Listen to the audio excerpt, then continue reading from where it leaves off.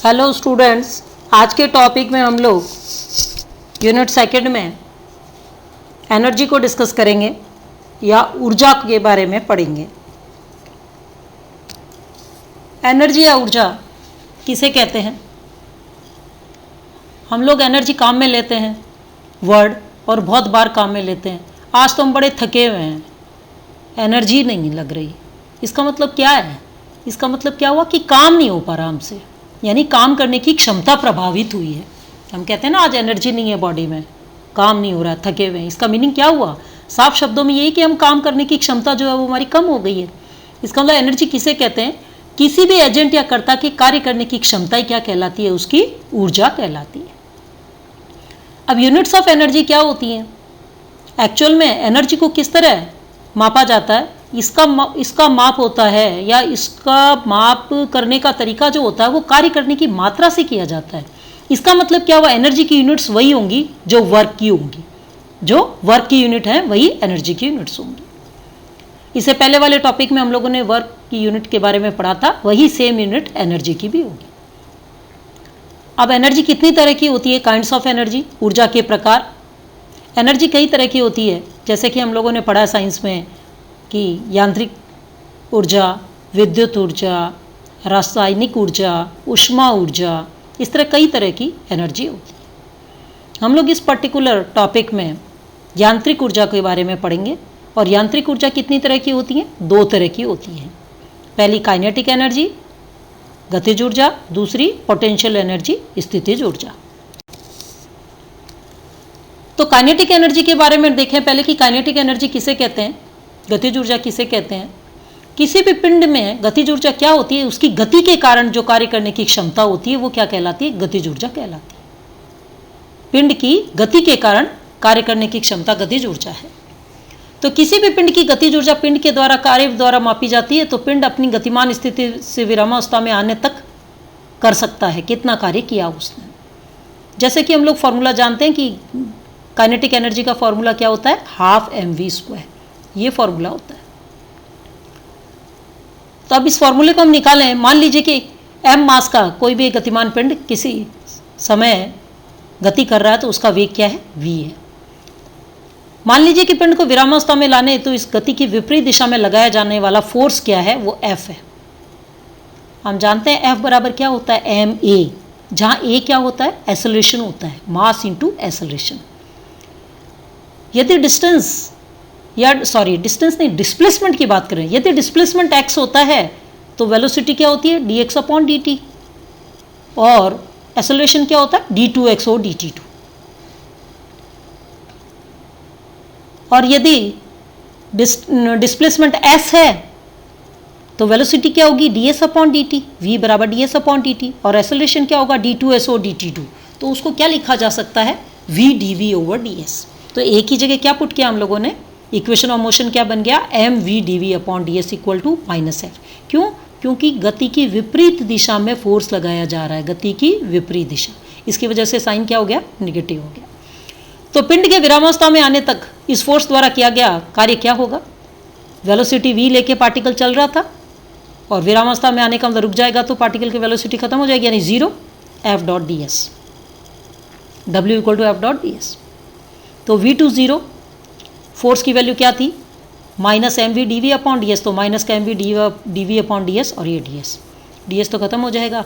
इसका अंदर integration with respect to v integrate किया तो क्या आ गया? Half mv²। इसका मतलब किसी भी पार्टिकल की गतिज ऊर्जा क्या होती है? हाफ mv² होती है।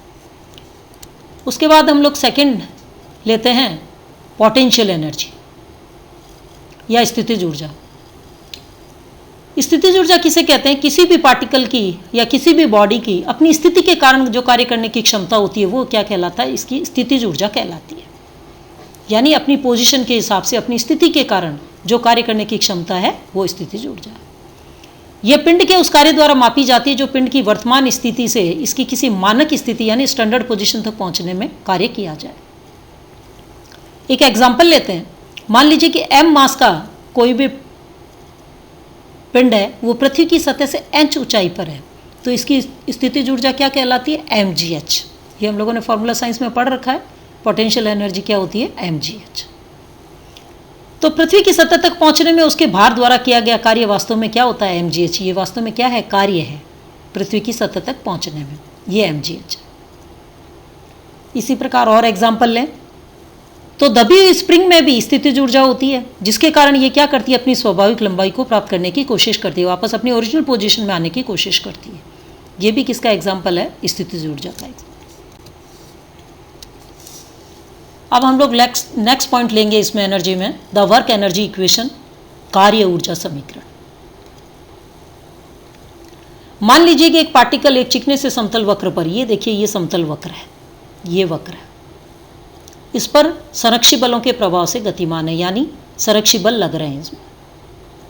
ऊर्जा के नियम से अपने को क्या करना है, इसकी गति का वर्णन करना है और यह भी सिद्ध करना है कि गति में इसकी गतिज ऊर्जा और स्थितिज ऊर्जा का जो योग होता है, जो सम होता है, वो कांस्टेंट होता है, कांस्टेंट होता है। तो इसको प्रूव करने के लिए मान लीजिए कि एक पार्टिकल जिसका मास m है, एक दिए हुए समतल पर वक्र पर चलता है, इस वक्र पर चलता है। मान लीजिए कि कण पर लगे हुए बल किसी समय t पर अक्षों के समांतर वियोजित भाग, बलों के वियोजित भाग है x और y। अक्षों के समांतर का मतलब x एक्सिस के समांतर हो गया x और इस y एक्स के समांतर क्या हो गया, कैपिटल Y। ये बलों के वियोजित भाग है। साथ ही ये भी मानते हैं कि P पर जो अभिलंब प्रतिक्रिया है वो क्या है, R है। P की अभिलंब प्रतिक्रिया R है। तो स्पर्शरेखीय और अभिलंबिक गति के समीकरण क्या होगा, हम लोगों ने यूनिट 1 में स्पर्शरेखीय त्वरण के बारे में पढ़ा था। स्पर्शरेखीय त्वरण यानी पार्टिकल जिस डायरेक्शन में गति कर रहा है उस पर, अब पॉइंट P है, इस डायरेक्शन में गति कर रहा है, पॉइंट P पर जो स्पर्श रेखा खींची गई है, इसके अनुदिश, इसकी दिशा में जो एक्सेलरेशन होता है, जो त्वरण होता है, उसको हम क्या कहते हैं, स्पर्शरेखीय त्वरण। तो स्पर्शरेखीय त्वरण क्या था, v/dv/ds। इसी तरह अभिलंबिक त्वरण क्या होता है, v²/ρ। ये अभिलंब प्रतिक्रिया की जो दिशा है, ये अभिलंबिक दिशा, इस दिशा में क्या होगा, अभिलंबिक त्वरण v²/ρ। तो जब त्वरण ये है तो मास से मल्टीप्लाई करेंगे तो क्या बन जाएगा, फोर्स बन जाएगा। इसी तरह यहाँ पे भी मास से मल्टीप्लाई करेंगे तो mv²/ρ, ये भी फोर्स बन जाएगा। तो स्पर्शरेखीय और अभिलंबिक गति के समीकरण क्या हो जाएंगे, mv/dv/ds।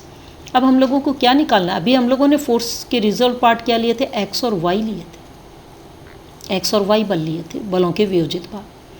अब हमें क्या करना है, स्पर्श रेखा की दिशा में और इसके अभिलंबिक दिशा में इनको रिजॉल्व करना है, इनके रिजॉल्व पार्ट निकालने।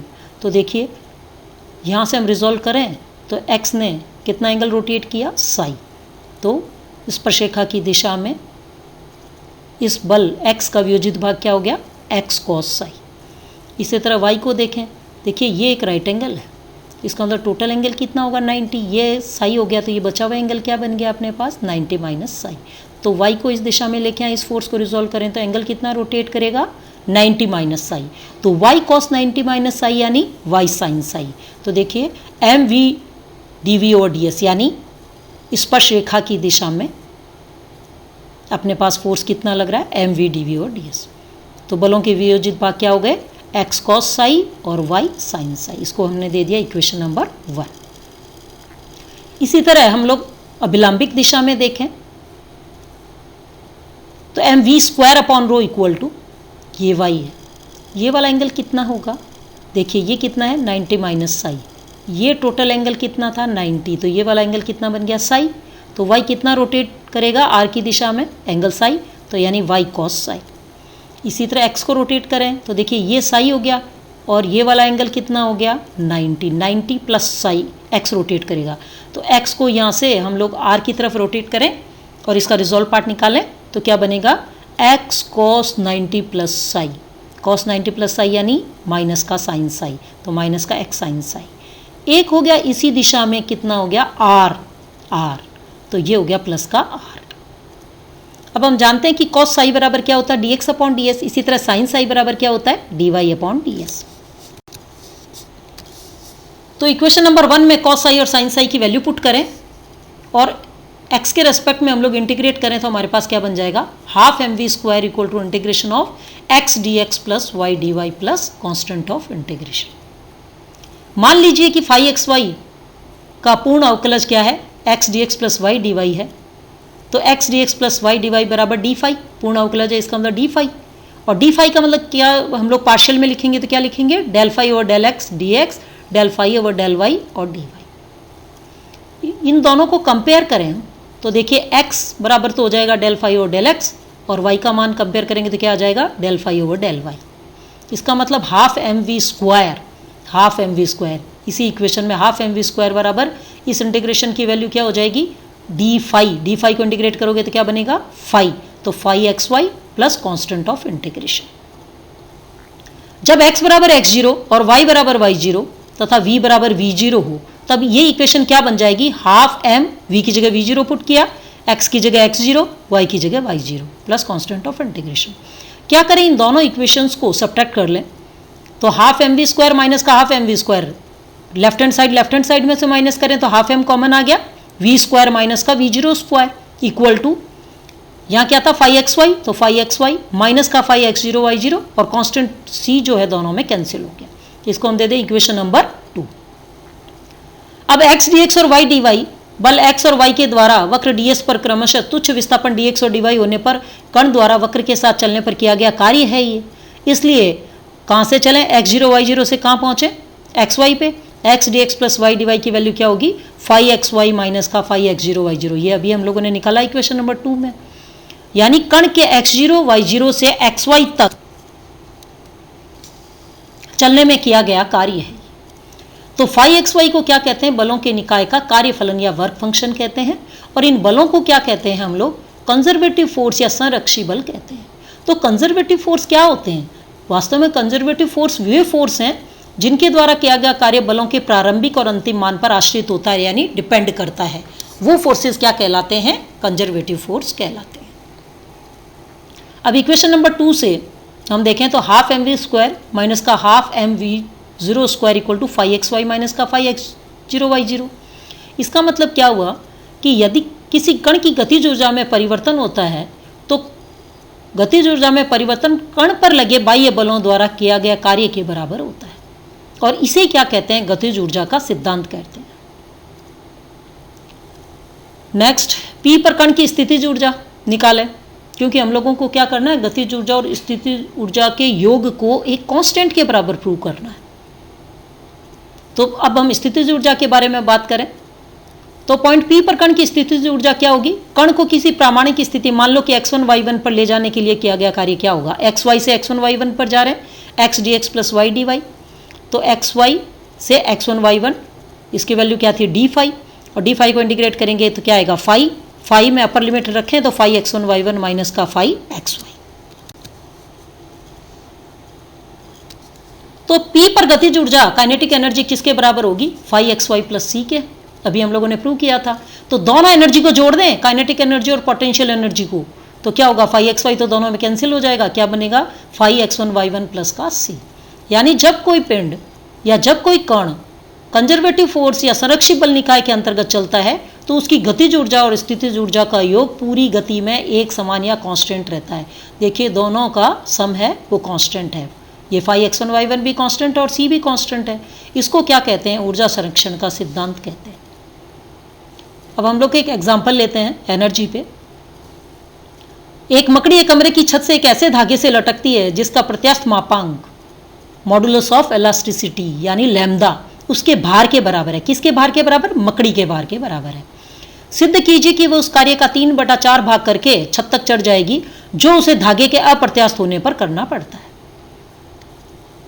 सॉल्व करने के लिए मान लेते हैं कि धागे की जो नेचुरल लेंथ है वो कितनी है, स्मॉल एल है, और जब मकड़ी धागे के नीचे के छोर पर है यानी जब मकड़ी लटक गई तो धागे की लंबाई बढ़ जाएगी। तब मान लो कि धागे की लंबाई क्या है, एल डैश है।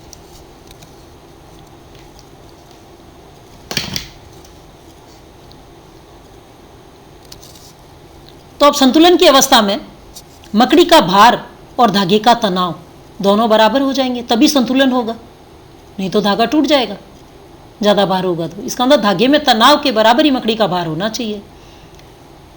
तो तनाव क्या होता है, हुक्स लॉ के अनुसार हम जानते हैं कि तनाव का मान क्या होता है, तनाव का मान होता है इकाई लंबाई में परिवर्तन के समानुपाती होता है तनाव। तो समानुपाती का चिन्ह हटाते हैं तो हम क्या लगाते हैं, लैम्डा। तो यानी लैम्डा। ओरिजिनल लेंथ क्या थी L, बढ़ने के बाद क्या हो गई थी L डैश, तो परिवर्तन क्या हो गया L dash minus L upon L। तो lambda L dash minus L upon L, ये तो हो गया तनाव। परंतु मकड़ी का भार किसके बराबर था? अभी हम लोगों ने देखा था, क्वेश्चन में दिया था मकड़ी का भार प्रत्यास्थ मापांक के बराबर है, यानी लैम्डा के बराबर है। तो लैम्डा बराबर मकड़ी का भार है, तो हम क्या करें, मकड़ी के भार की जगह लैम्डा रख दें, तो लैम्डा दोनों साइड से कैंसिल हो जाएगा, एल को दूसरी साइड क्रॉस मल्टीप्लाई करें तो हमारे पास क्या बन जाता है, एल डैश बराबर 2L, एल डैश बराबर 2L। जब धागा अप्रत्यास्थ है तो मकड़ी के द्वारा छत तक चढ़ने में किया गया कार्य अप्रत्यास्थ है, तो उस केस में क्या हो जाएगा, हमारे पास स्थितिज ऊर्जा काम करेगी, यानी mg L डैश, और L डैश की वैल्यू किसके बराबर होगी, 2L के। और जब धागा प्रत्यास्थ है तो धागे को 2L लंबाई तक खींचने में किया गया कार्य किसके बराबर होगा, धागे की लंबाई में विस्तार और इनटू इनिशियल और फाइनल, आरंभ और अंत में धागे के तनाव के माध्य के बराबर, T1 प्लस T2 अपॉन 2। तो धागे की लंबाई में विस्तार, धागे की लंबाई ओरिजिनल क्या थी L, विस्तार के बाद क्या हो गया L डैश, तो लंबाई में विस्तार हो गया L dash minus L। Initially धागे में कोई तनाव नहीं था, जब तक मकड़ी उस पर नीचे धागे के छोर पर नहीं आई तब तक उसमें कोई तनाव नहीं था, तो यानी जीरो इनिशियल, तो और बाद में क्या बन गया mg अपॉन 2, भार क्या हो गया mg अपॉन 2। तो ये अपने पास बन गया, L डैश की वैल्यू रखें, L डैश की वैल्यू क्या थी, L डैश की वैल्यू थी 2L, तो 2L माइनस L क्या बन गया L, यानी L इंटू mg अपॉन 2, यानी हाफ mg L। ये हो गया कब, जबकि धागा प्रत्यास्थ है, उस केस में 2L लंबाई तक खींचने में किया गया कार्य। अब प्रत्यास्थ धागे में हाफ mgl कार्य करने की क्षमता पहले से ही थी, ये देखिए ये पहले से ही है। इसका मतलब मकड़ी के द्वारा किया गया वास्तविक कार्य क्या होगा, 2mgl। ये देखिए ये छत तक चढ़ने में किया गया कार्य क्या था, 2mgl था, तो मकड़ी द्वारा किया गया वास्तविक कार्य किसके बराबर हो जाएगा, 2mgl माइनस का हाफ mgl। इसको माइनस करें तो कितना आ गया, 3/4 इंटू 2mgl। क्या किया, एलसीएम लिया 2, तो कितना बन जाएगा, 4 माइनस 1 इज 3, 3 अपॉन 2 क्या करें, 2 से मल्टीप्लाई कर दें और 2 से डिवाइड भी कर दें, तो कितना बन गया 3 अपॉन 4 2mgl। और 2mgl किसके बराबर था, जब धागा अप्रत्यास्थ था तो मकड़ी द्वारा छत तक चढ़ने में किया गया कार्य था 2mgl। इसका मतलब 3/4 इंटू मकड़ी द्वारा किया गया कार्य, जबकि धागा क्या है, अप्रत्यास्थ है। Okay students, thanks.